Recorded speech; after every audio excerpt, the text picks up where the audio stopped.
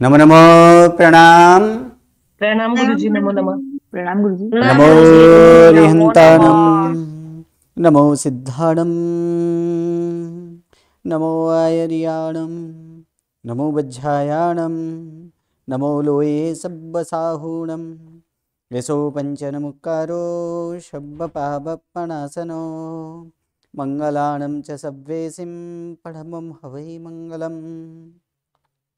अज्ञानतिमिरन्धानां ज्ञानञ्जनशलाकया नेत्रम् उन्मीलितं येन तस्मै श्रीगुरवे नमः। परम पूज्य पूज्यपाद कलिकाल सर्वज्ञ हेमचंद्र सुरेश्वर जी महाराजा के द्वारा विरचित शुद्ध हेम शब्दानुशासन नामक व्याकरण ग्रंथ और इसी व्याकरण ग्रंथ से उद्धरित पंडित वर्य शिवलाल जी द्वारा रचित हेम संस्कृत प्रवेशिका प्रथमा, मध्यमा और उत्तमा, ऐसे 3 विभागों से विभाजित हेम संस्कृत प्रवेशिका और इसी हेम संस्कृत प्रवेशिका प्रथमा और प्रथमा के चतुर्थ प्रकरण और इस चतुर्थ प्रकरण में हम लोग वाक्यानुवाद देख रहे हैं। और इसी वाक्यानुवाद में अब आगे की जो वाक्यानुवाद है नंबर 10, विकसति ही पतंगोश्योदये पुंडरीकम द्रवती च हिम रश्मावुद्गते चंद्रकांतः। चलिए इसका पहले संधि विच्छेद कर लेते हैं। तो संधि विच्छेद यहां पर देखेंगे तो क्या होगा, सर्वप्रथम विकसति ही, यहां पर अगर देखा जाए कि विकसति ही पतंगस्य, क्या होगा यहाँ पर पतंगस्य, और उसके बाद क्या है यहाँ पर उदय। उदय। अवर्ण और उवर्ण दोनों मिलकर क्या हुआ है, ओ। यहाँ पर ओ हुआ है, यानी क्या है पतंगस्य उदय पुंडरीकम द्रवती च, इसमें क्या होगा हिमरश्मौ। हाँ हिमरश्मौ, और उसके बाद उद्गते उद्गते चंद्रकांतः। यहाँ हिमरश्मौ उद्गते, औ के बाद कोई भी स्वर आए तो औ का औ है, यानी औ के बाद कोई भी स्वर आए तो फिर क्या होता है आव। औ का क्या हो जाता है यहाँ पर आव होता है, आव और आव आया है आव, और आव के बाद यहाँ पर क्या है ऊ, तो आव के बाद ऊ आया है, इसलिए यहाँ पर क्या हो चुका है वू हो चुका है। एक्चुअल है क्या कि हेमरश्मौ उद्गते। तो चलिए इसमें कितने क्रियापद हैं, द्रवती है गुरुजी, एक तो एक द्रवती है, नहीं, सही है, नहीं, एक द्रवती है नहीं, और दूसरा विकसती। क्या है यहाँ नहीं। इसमें विकसती, जी जी। बी प्लस गुरु का से धातु है, द्रवती है ना, पिघलना। बी प्लस क्या है, बी प्लस कस धातु का है ये विकास विकसती। होना, खिलना। अर्थात क्या होता है कि विकसती यानी बी प्लस कास, यानी बी प्लस कास धातु खिलना, खिलना तो खिलना खिलना है, तो विकसना। यहाँ पर क्या है विकसती अर्थात खिलता है। हम्म। ठीक है, कौन खिलता है, तो पुंडरीकम ये कमल करता है। कमल कमल। किम विकसति, तो पुंडरीकम पुंडरीकम विकसति, सती। अर्थात कमल खिलता है।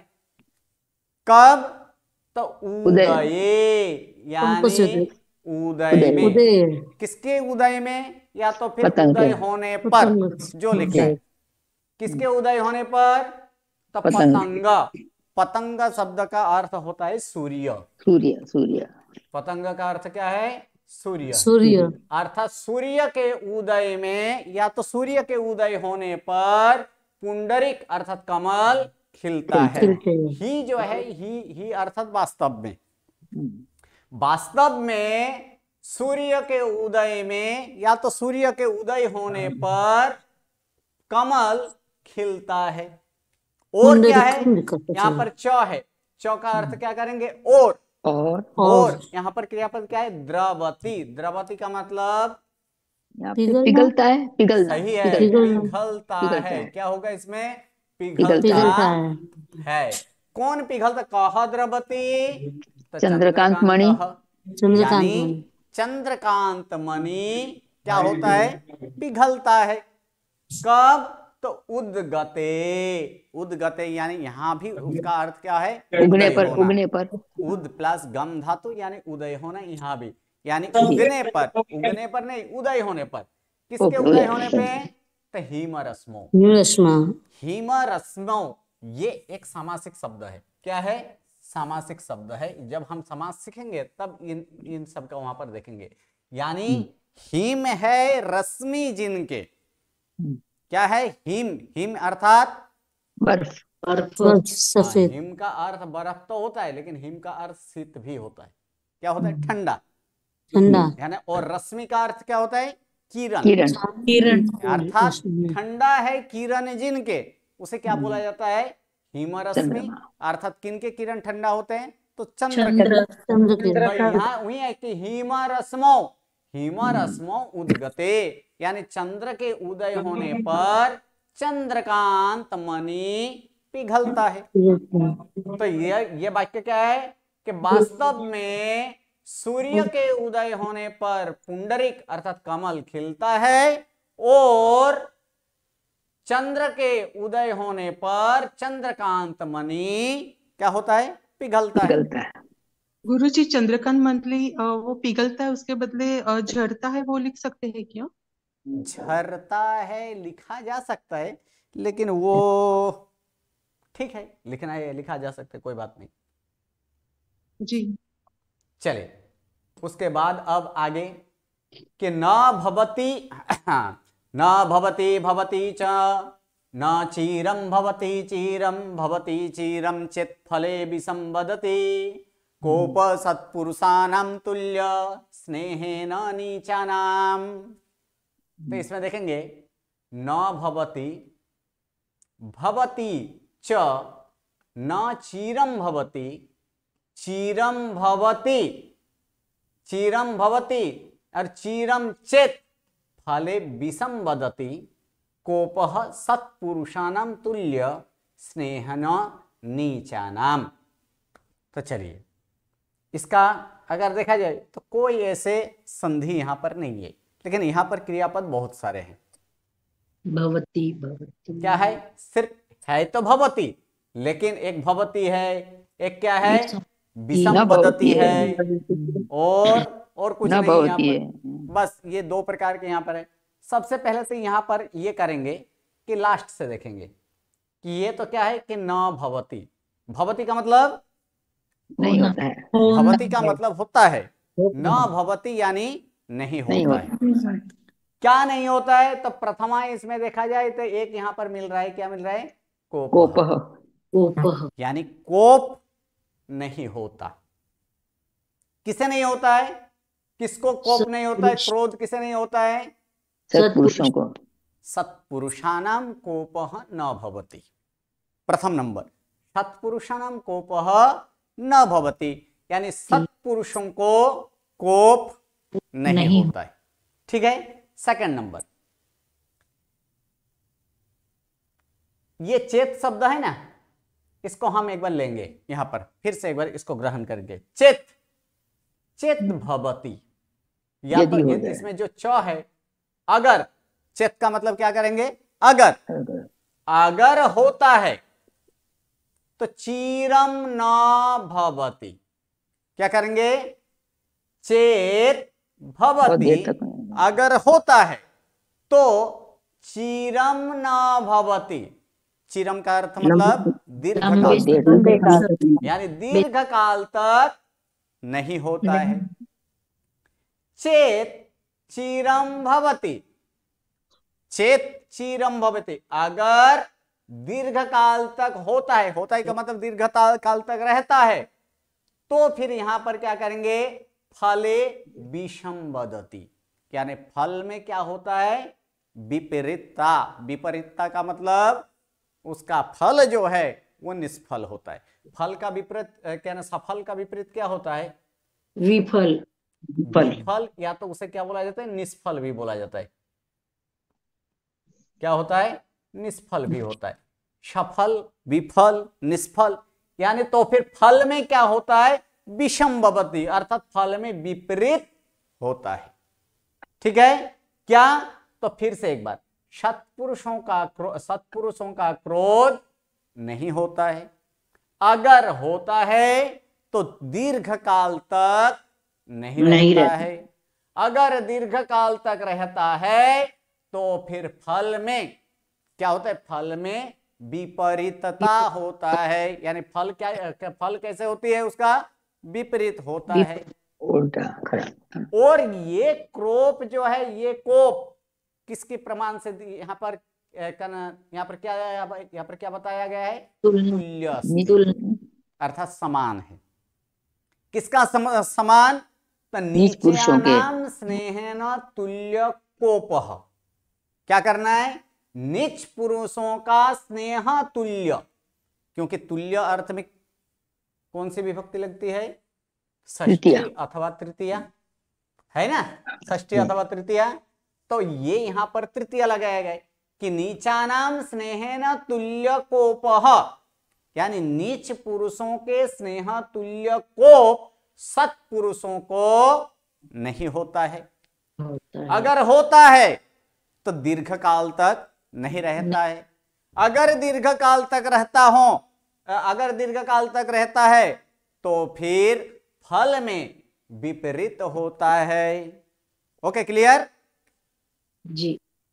चलिए, उसके बाद अगर देखा जाए, गुणाः सर्वत्र पूज्यन्ते, गुरु जी एक बार पूरा वाक्य बोलो। गुणाः सर्वत्र पूज्यन्ते दूरेपि वसतां सताम्, केतकी गन्धमाघ्रातुं स्वयं गच्छन्ति षट्पदाः। गुणाः सर्वत्र पूज्यन्ते दूरेपि वसतां सताम्, केतकी गन्धमाघ्रातुं स्वयं गच्छन्ति षट्पदाः। इसमें अगर देखेंगे कितने क्रियापद है, गुरुजी पूज्यन्ते। और गुरुजी से पहले वाले में इन्होंने कहा विपरीत फल होता है, तो विपरीत फल का मतलब कैसे बताया इन्होंने? निष्फल होता है।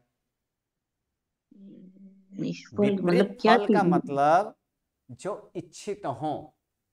यहां पर इच्छित क्या है, अर्थ प्राप्त करना। मान लीजिए यहां पर क्या करेंगे कि क्रोध से क्या प्राप्त करता होता है, मान लीजिए ये माना गया है कि अर्थ प्राप्ति ये हमारा लक्ष्य, यानी ये फल है, ठीक है। लेकिन अर्थ प्राप्ति के बदले वहां पर क्या होता है, नुकसान, अनर्थ प्राप्ति। तो ये क्या विपरीत फल हुआ कि नहीं? जी। हाँ, हुआ। जिसका जो वास्तविक फल है वो वास्तविक फल उसे प्राप्त नहीं होता है, उसे ही क्या बोला गया है, उसका निष्फल या तो फिर वो विफल यानी विपरीत फल होता है।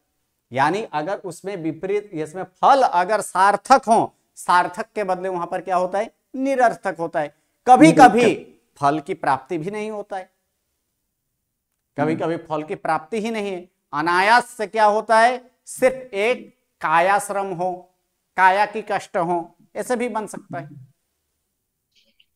ठीक, अतः समझ में आया।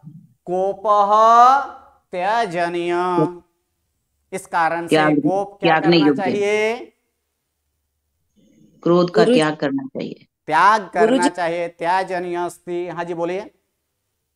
नीच पुरुषों जैसा क्रोध सत्पुरुषों को नहीं होता, ऐसा लिखना है। नहीं, स्नेह, नीच पुरुषों जैसा स्नेह। नीचानाम स्नेहेन तुल्य, नीच पुरुषों का स्नेह तुल्य कोप।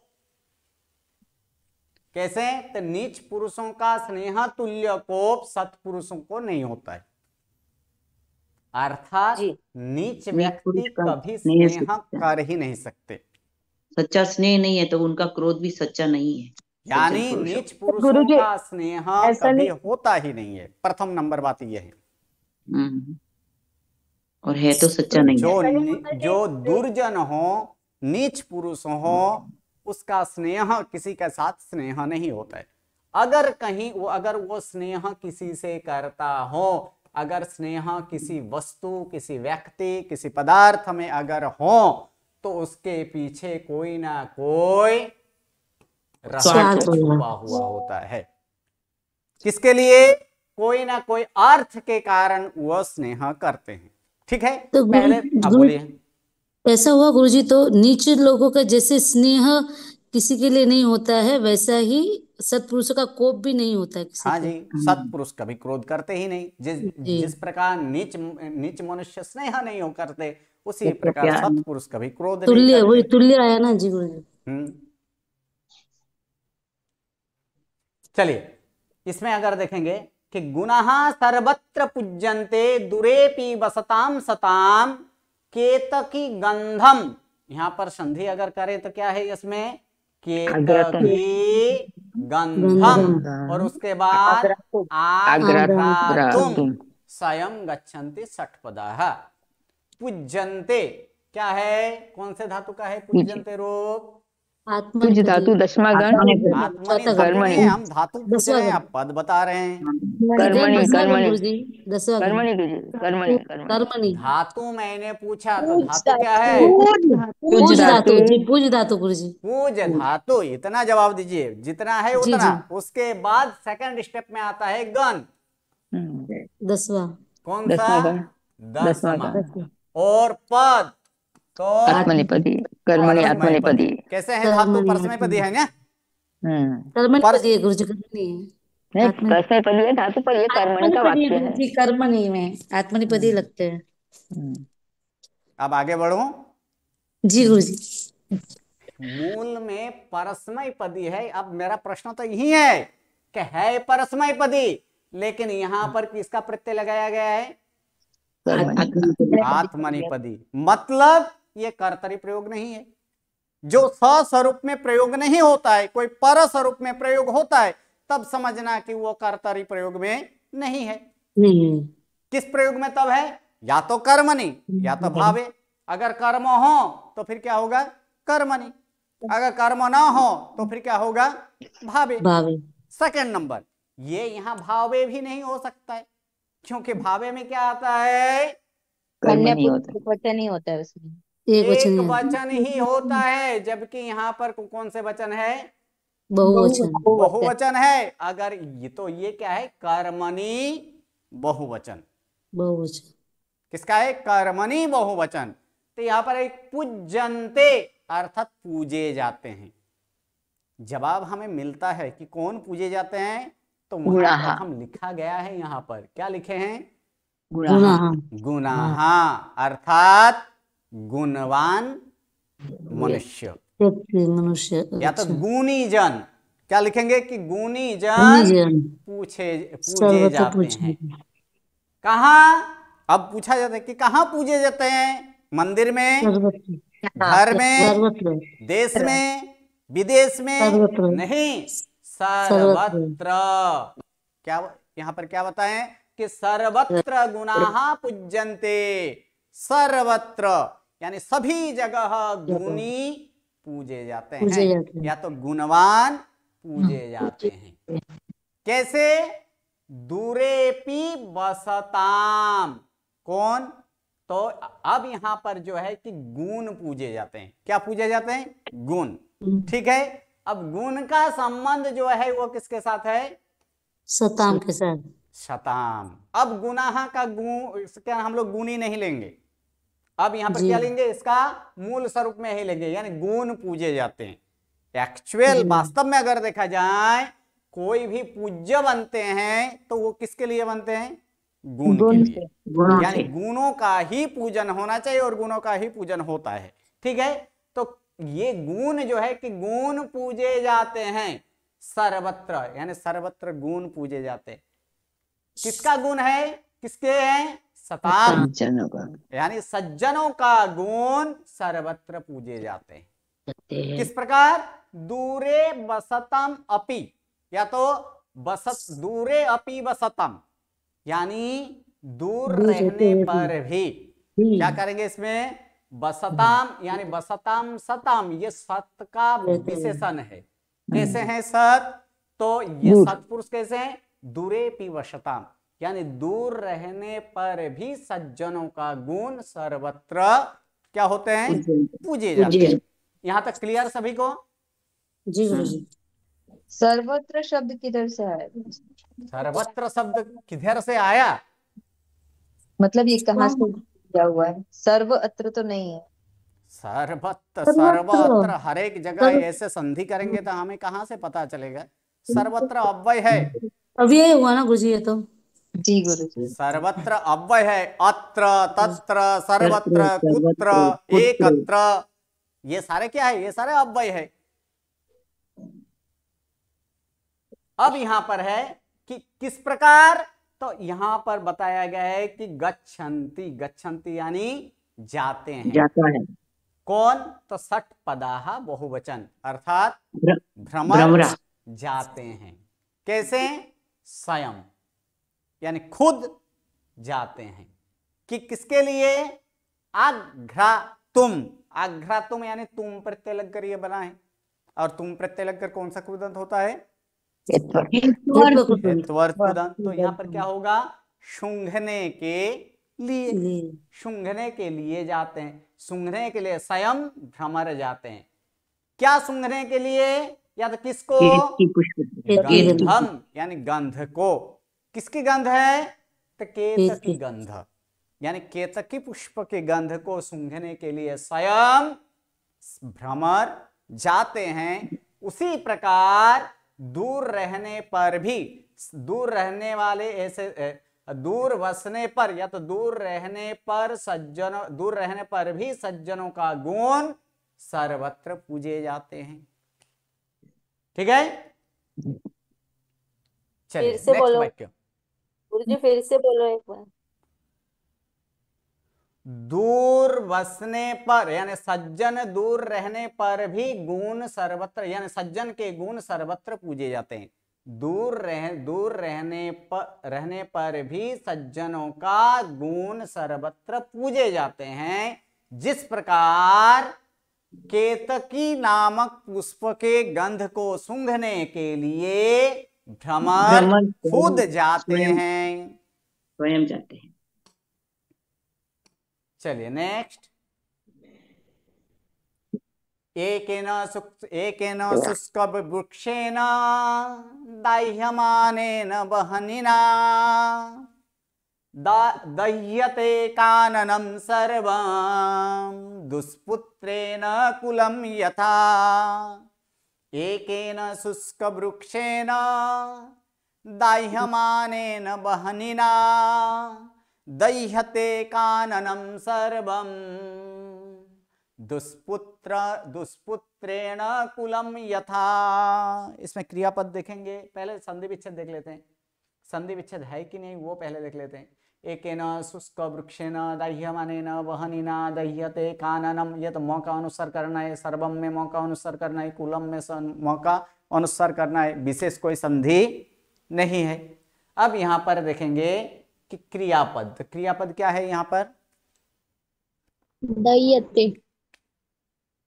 सही है, दह्यते ये एक क्रियापद है। और धातु क्या है, दह धातु है। कौन से गण के हैं, पहले गण के, प्रथम गण के, सही है। पद परस्मैपदी, परस्मैपदी है। जबकि यहाँ पर प्रयोग किसका किया गया है, आत्मनेपदी, आत्मनेपदी। पहला गण का है, विकरण प्रत्यय क्या लगता है, अ। जबकि यहाँ पर विकरण प्रत्यय क्या लगे,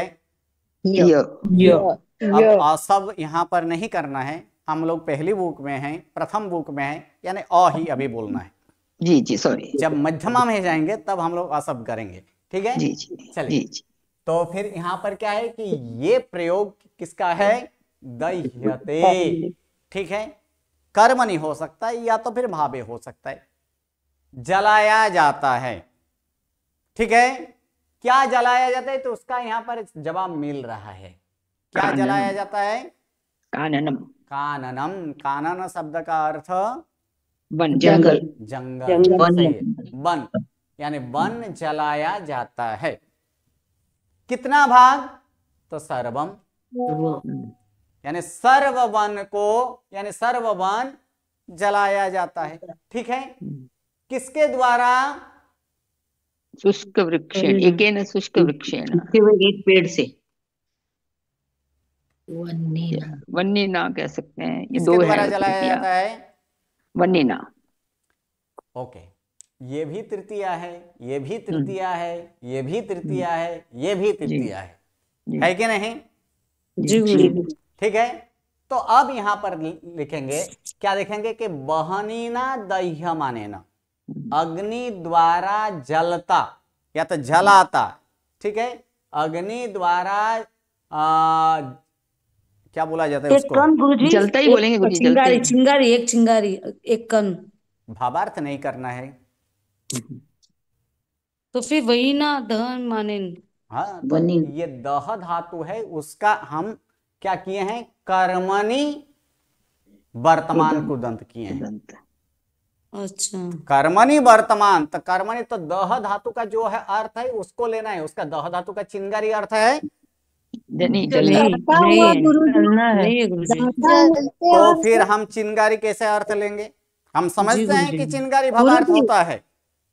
जी, जलता हुआ, हाँ सही है। जल किसके द्वारा? तो अग्नि के द्वारा। जलते हुए लकड़े से। यानी अग्नि द्वारा अग्नि जलते हुए द्वारा जलता हुआ एक शुष्क पेड़, सूखा वृक्षेण, पेड़। किसके? शुष्क वृक्षेण, किसके द्वारा संपूर्ण जंगल जलाया गया है? तो शुष्क शुष्क वृक्षेण, वृक्षेण। एक वृक्ष, और सूखा कितने वृक्ष, हैं वो शुष्क वृक्ष? एक है, एक एक है। है। एक यानी अग्नि सूखे द्वारा जलता हुआ एक शुष्क वृक्ष, यानी सूखा क्या बोलते हैं, सूखा पेड़ पेड़, से या तो पेड़। शुष्क वृक्ष द्वारा संपूर्ण जंगल जलाया जल, जाता है। क्लियर यहां तक? गुरुजी जल जाता है बोल सकते हैं कि जलाया नहीं जाता है वो ना? नहीं नहीं जल- नहीं नहीं, जलता है ना। कर्मणि प्रयोग है। कर्मणि के। जल जी। जाता है, दहती है जी यहाँ पर, गुरुजी। दहती। बराबर, जलता है तो वो कर्तव्य हो जाएगा। जी गुरुजी।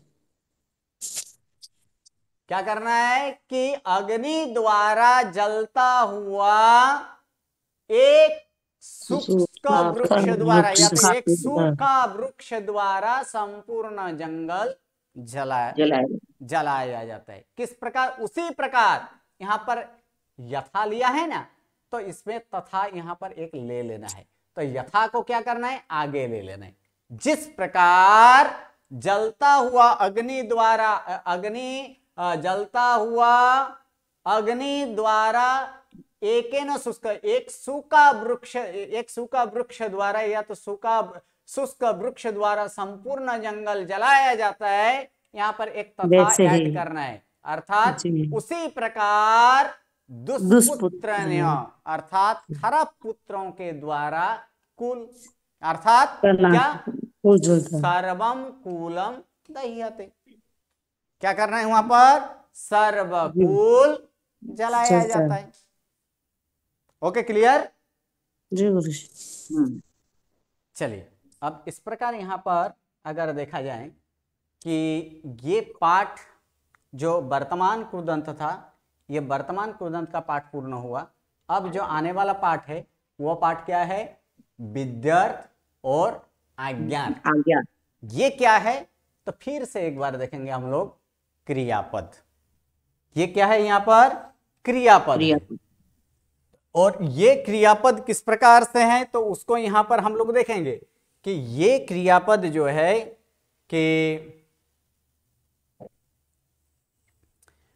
क्रियापद, ये तो है क्रियापद। अब तक किस किस का सीखे हैं? एक वर्तमान काल के क्रियापद सीखे, सेकंड नंबर वर्तमान भूत का 2 काल सीखे हैं, जबकि हमें यहाँ पर 4 काल सीखना है। कितना सीखना है यहाँ पर? तो 4 काल हमें यहाँ पर सीखना है। और 4 काल में सर्वप्रथम यहाँ पर अगर देखें तो एक वर्तमान और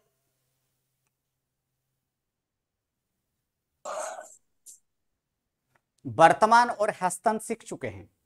वर्तमान और हस्तन सीखने के बाद अब आता है विद्यार्थ और आज्ञार्थ, अर्थात आज्ञा। विधि वाला वाक्य, आज्ञा वाला वाक्य, कब करना है, संप्रश्न यानी संप्रश्न के अर्थ में, या तो फिर विद्या यानी, हाँ जी, विद्या यानी हाँ, आज्ञार्थ समझ में आया। विद्या यानी विद्या का करना नहीं करना चाहिए। है, विद्यार्थ करना है, अर्थात विधि अर्थ वाला।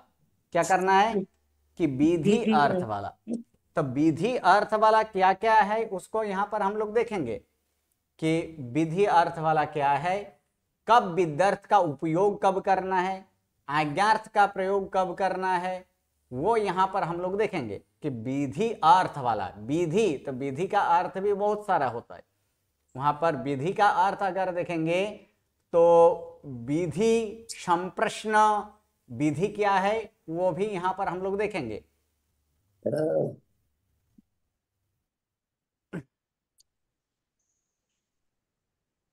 देखिए अब ये विध्यर्थ और आज्ञार्थ, इसी विध्यर्थ और आज्ञार्थ को क्या कहा जाता है? सप्तमी अथवा तो पंचमी विभक्ति। मतलब सप्तमी विभक्ति का अर्थ ये नहीं कि जो हम अधिकरण लगाते थे वो तो अलग, वो तो विभक्ति के प्रत्यय हैं। यहाँ पर सप्तमी अर्थात ये विध्यर्थ क्रियापद के स्वरूप में, इसी का दूसरा नाम क्या है? सप्तमी विभक्ति। और आज्ञार्थ जो है इसी का एक नाम यहाँ पर क्या है आज्ञार्थ का? तो आज्ञार्थ का यहाँ पर नाम देखेंगे कि जिसका क्या है कि पंचमी विभक्ति। कभी कभी सप्तमी विभक्ति बोलें तब क्या समझ लेना है? विध्यर्थ है। और कभी कभी पंचमी विभक्ति बोला जाए तब क्या समझना है कि ये क्या है? आज्ञार्थ है।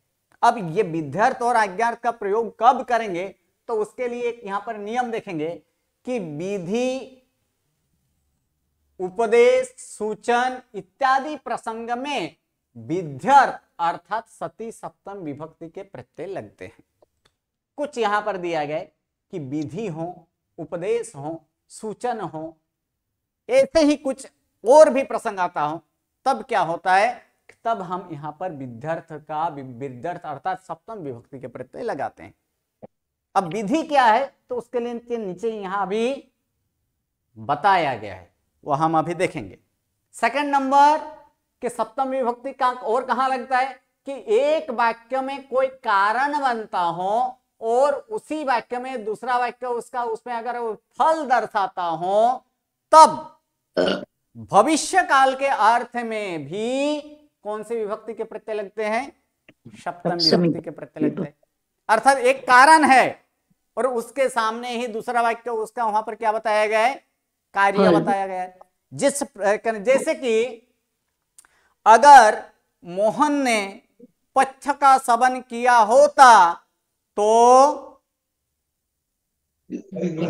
रोग से मुक्त हुआ होता। तो इसमें क्या है कि ये पच्छ का सेवन करना ये क्या है? कारण है कि नहीं है? और दूसरा, और यहाँ पर दूसरा में क्या है? यहाँ पर और क्या वहां पर बताया गया है? कि रोग से मुक्त होता। तो ये क्या है? वो भविष्य काल में है कि नहीं? जी है।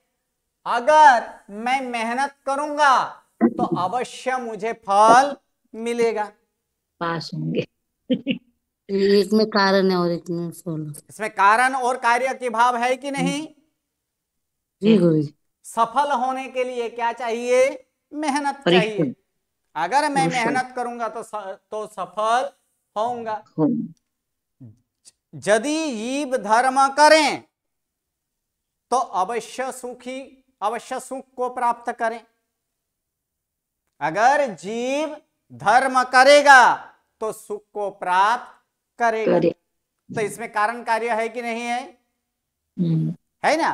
तो इस प्रकार कारण कार्य, एक वाक्य कारण बनता हो उसी के सामने दूसरा वाक्य उसका फल बताता हो तब भविष्य काल के अर्थ में, इस प्रकार का वाक्य भविष्य काल में होता है, फिर भी वहां पर कौन से विभक्ति के प्रत्यय लगाया जाता है? सप्तमी। वहां पर सप्तमी विभक्ति के प्रत्यय लगते हैं।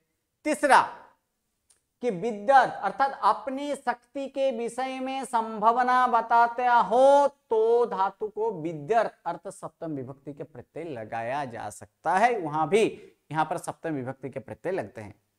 संभावना अगर हो, शायद सतीश व्याकरण का अभ्यास करें। इसमें क्या है? संभावना है कि नहीं? अपने सामर्थ्य है कि नहीं? सतीश में रहा हुआ सामर्थ्य वहां पर दर्शाया गया है कि नहीं? कि शायद सतीश व्याकरण का अभ्यास करें, अर्थात व्याकरण अभ्यास करने के लिए वहां पर संभावना है। तो इस अर्थ में भी, संभावना अर्थ में भी क्या हो सकता है?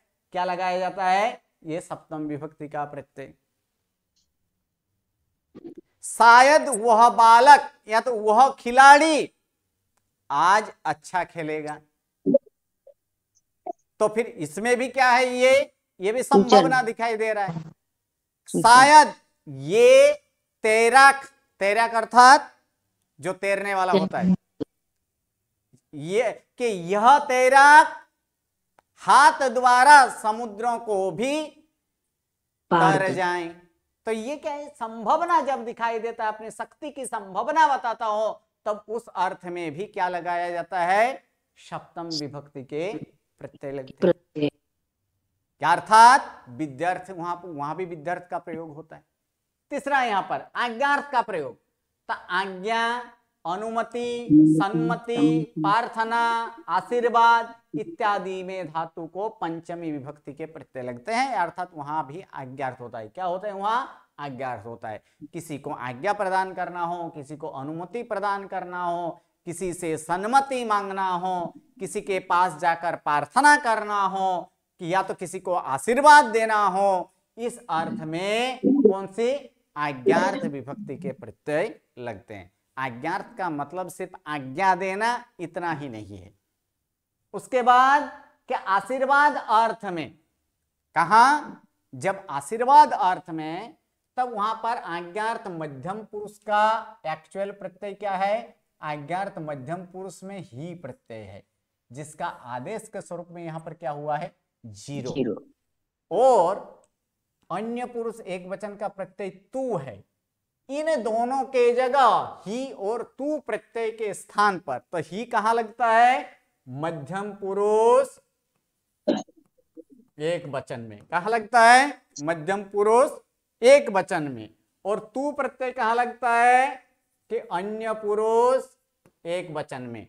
इन दोनों जगह पे कब, आशीर्वाद अर्थ में तू और ही प्रत्यय, तू प्रत्यय कहां, अन्य पुरुष एक वचन का, ही प्रत्यय कहां का है, मध्यम पुरुष एक वचन का। इन प्रत्यय के जगह किसका आदेश होता है, तात का आदेश हो जाता है। यानी ही के बदले हम क्या प्रयोग कर सकते हैं, तात। अर्थात जैसे कि त्वाम जीव, ऐसे भी हो सकता है, या तो फिर त्वाम जीवतात, अर्थात क्या होगा, तुम जियो, आशीर्वाद वहां पर प्रदान कर। तम चीरम जीव, यहां पर चीरम लिख दीजिए तो आशीर्वाद अर्थ में हो जाएगा। अर्थात क्या होगा, तुम दीर्घ काल तक जियो। तो इसमें जीव के बदले क्या हम लिखेंगे, तम चीरम जीवतात, ऐसे भी लिखा जा सकता है। ठीक है, ये तो इसके अर्थ में दिखाए। उसी प्रकार तू के अर्थ में, जहां तू लगता है, अर्थात तू कब लगेगा, अन्य पुरुष एक वचन हो, अन्य पुरुष एक वचन में हो, तो वहां तू के बदले भी इस प्रकार तात लगेगा। अर्थात जैसे जीव का जीवतात हुआ, उसी का कोई और प्रयोग से वहां पर तात लग सकता है। ठीक है, और विधि, संप्रश्न, प्रार्थना इत्यादि का अर्थ में भी पंचमी विभक्ति का प्रत्यय लगता है। भी शब्द लगाया गया है, इसका मतलब यहां पर दोनों प्रकार के प्रत्यय लगते हैं। दोनों प्रकार के प्रत्यय का मतलब सप्तमी और पंचमी, अर्थात विद्यार्थ और आज्ञार्थ का प्रत्यय यहां लगाया जा सकता है। अब विद्यार्थ और आज्ञार्थ दोनों प्रत्यय लगे, ऐसे कितने जगह हैं, तो इसमें कुछ यहां पर बताया गया है। विधि निमंत्रणामंत्रणाधिष्ट संप्रश्न प्रार्थनेषु, कहा जहां दोनों प्रकार के प्रत्यय लगे, विद्यार्थ भी लगे और आज्ञार्थ के भी प्रत्यय लगे, ऐसे कहा तो विधि निमंत्रणामंत्रणाधिष्ट संप्रश्न प्रार्थनासु। अर्थात यहाँ पर क्या क्या देखेंगे, क्या क्या है, विधि के अर्थ में, निमंत्रण के अर्थ में, आमंत्रण के अर्थ में, अधिष्ट के अर्थ में, संप्रश्न के अर्थ में और प्रार्थना के अर्थ में। इतने जगह पे दोनों प्रकार के प्रत्यय लगते हैं। दोनों प्रकार के प्रत्यय का मतलब विद्यार्थ और आज्ञार्थ, जैसे दोनों प्रकार के प्रत्यय लगते हैं। अब विधि के अर्थ में, तो विधि क्या है, तो उसके लिए यहां पर बताया कि कोई भी कार्य करने की इच्छा व्यक्त करना हो, तब उस कार्य को सूचित करने वाले धातु को सप्तमी अथवा पंचमी विभक्ति के प्रत्यय लगता है। अर्थात कार्य करने का इच्छा व्यक्त करना, उसे क्या कहा जाता है? विधि। अर्थात इच्छार्थे, इच्छा के अर्थ वाला जो हो उसे क्या कहा जाता है? विधि। अब तक हम लोग विधि का मतलब क्या समझते थे? विधि, नियम, सामायिक का विधि, विधि, क्रिया, सामायिक की विधि मतलब एक क्रिया, समान क्रिया, क्रिया वही, मतलब। ये विधि, ये विधि नहीं। यहां पर विधि का अर्थ क्या करना है? इच्छार्थ, इच्छा व्यक्त करना, उसे क्या कहा गया है यहाँ पर? विधि। विधि। ठीक है। उदाहरण के अर्थ में, इच्छा में संयमम आचरे व आचर। इच्छा में अर्थात मैं इच्छा करता हूं, क्या? अहम संयमम आचरे है, मैं संयम ग्रहण करूं। यहां पर आ प्लस चर धातु का अर्थ यहां पर ग्रहण करने के अर्थ में करना है। ऐसे चर धातु का अर्थ करना होता है, लेकिन यहां पर आ प्लस चर का अर्थ यहां पर क्या होगा कि आचरण करूं, अर्थात मैं यहां पर ग्रहण करूं। इच्छा करता हूं, मैं इच्छता हूं कि मैं संयम आचरण करूं, यानी संयम ग्रहण करूं। आचरे अथवा आचरः, ये दोनों किसका रूप है? एक विद्यार्थ का, एक अज्ञात का। एक विद्यार्थ है और एक अज्ञात है। अज्ञात। उसी प्रकार वांछा मोह यूयम ज्ञानसारम पठेत अथवा पठत, यानी हम सब चाहते हैं, इच्छा के अर्थ है कि नहीं? वांछा करना का मतलब क्या है? इच्छा करना होता है। हम सब चाहते हैं कि तुम सब क्या पढ़ो? यूयम ज्ञानसारम पठेत व पठत, कि तुम सब ज्ञानसार का अभ्यास करो या मत करो या पढ़ो। हाँ, और अर्थात इस प्रकार इच्छा का जो व्यक्त करना, वो इसी इच्छा अर्थ को ही क्या कहा जाता है? विधि कहा जाता है। प्रथम नंबर। उसके बाद है निमंत्रण। अब बताइए निमंत्रण और आमंत्रण में क्या अंतर है? निमंत्रण किसी को भेजना, कि आप बुलाने तो के लिए इसमें भी हम तो बोल तो देते हैं कि ये हमें निमंत्रण दिया है या ये हमें आमंत्रण दिया है, ठीक है, लेकिन निमंत्रण और आमंत्रण का अर्थ है यहाँ पर। तो निमंत्रण किसे कहा जाता है? किसी के द्वारा कही हुई बात को इच्छा बिना भी, यानी आग्रह के कारण स्वीकार करना पड़े, उसे क्या कहा जाता है? निमंत्रण कहा जाता है। अपनी इच्छा नहीं है, लेकिन प्रेशर के द्वारा, किसी के आग्रह के पूर्वक, वह आग्रह के कारण उसको अगर स्वीकार करना ही पड़े, तो उसे क्या कहा जाता है? निमंत्रण कहा जाता है। जैसे जनकम्माम च नमेह अथवा नमः, तो इसमें क्या है? कर्ता कौन है? त्वम। कौन करता है? कि त्वम, यानी तू नमे अथवा नमः, यानी तू नमस्कार कर। किसको? जनकम आम अम्बाम।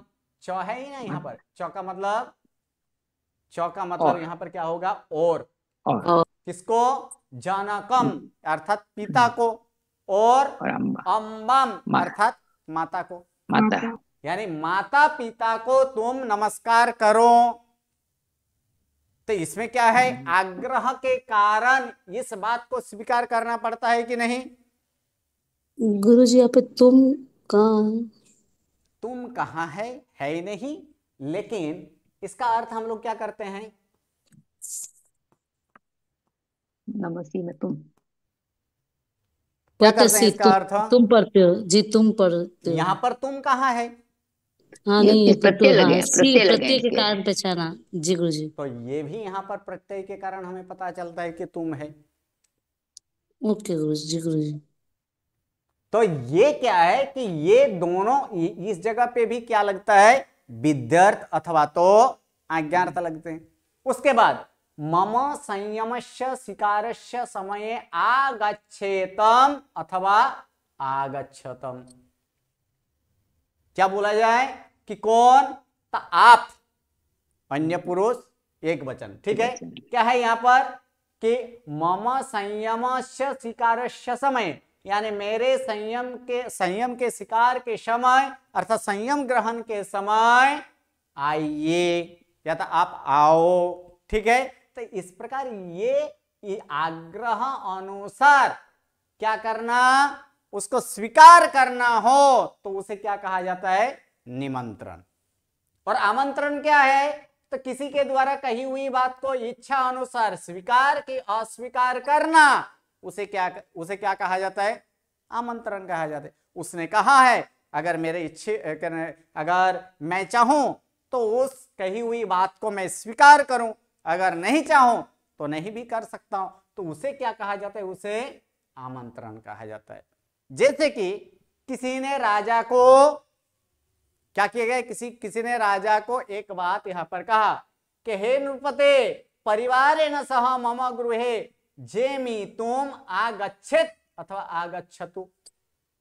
तो यहां पर राजा उनके बात स्वीकार भी हो सकते हैं और उसका स्वीकार नहीं भी कर सकते हैं, तो इसको क्या कहा जाता है, आमंत्रण कहा जाता है। और आमंत्रण के अर्थ में विद्यार्थ और आज्ञार्थ ऐसे दोनों प्रकार के विभक्ति के प्रत्यय वहां प्रयोग होता है।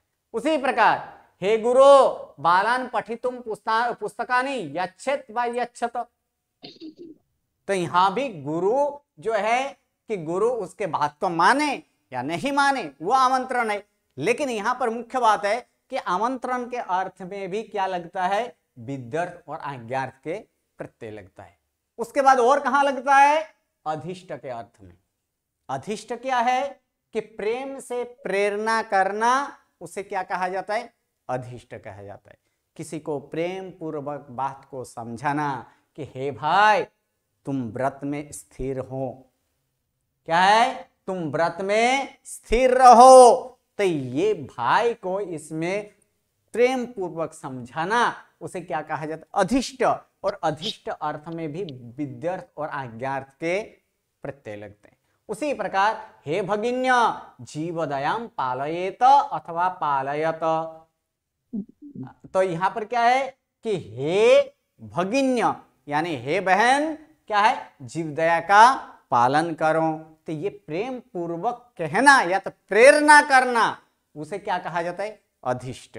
और अंतिम जो है संप्रश्न, संप्रश्न अर्थात विचार करके निर्धारण करना, उसी को संप्रश्न कहा जाता है। जब कोई दो वस्तु हैं या तो कोई दो चीज करना हो, जैसे कि यहाँ इसके उदाहरण के अनुसार दिया गया किंभो व्याकरणम शिक्षे उत सिद्धांतम, अरे मैं किसका अध्ययन करूं, यानी मैं क्या सीखूं, व्याकरण के सिद्धांत।